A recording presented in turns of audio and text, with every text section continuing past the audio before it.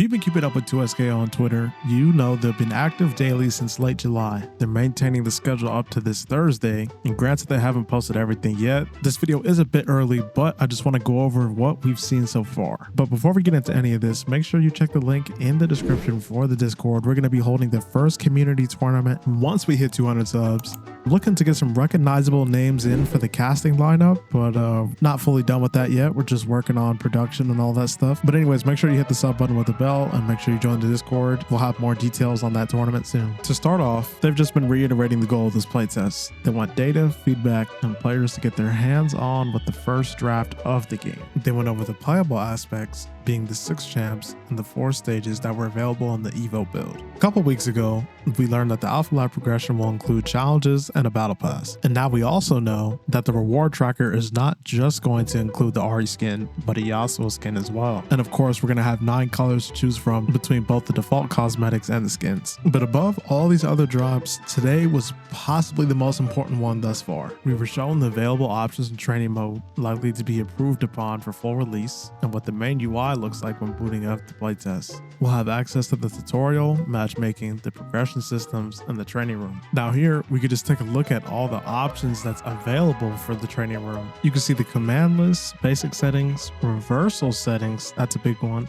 recording settings, mode display, also probably stuff like input display or frame meter and things like that. And you can configure your buttons and all that cool stuff. So it looks like they're really going in depth for the training mode. This is something that obviously was expected of them, and being how much they talk about this is a game for the FGC, this is for the community. This right here is going to be one of the pillars of what makes the full release great. Among other things, of course, but a good training mode is absolutely, that is required. So it's good to see that here in the Alpha Lab, they've been putting a big focus on that. So we know that later on in the full release, it's going to be something similar to this and possibly even better. A couple of the other pillars that I imagine is going to be huge for the longevity is stuff like how they're going to monetize it. And of course, the competitive side of it. Those are 2 other concepts that I've done already that you could check out down below. And that's basically all we have to cover for what they've shared so far. The Alpha Lab is coming up in 3 days. So we got a big couple weeks ahead of us. I hope to get in day 1 so that I could really cover a lot of the stuff that's in that playtest, but if not, then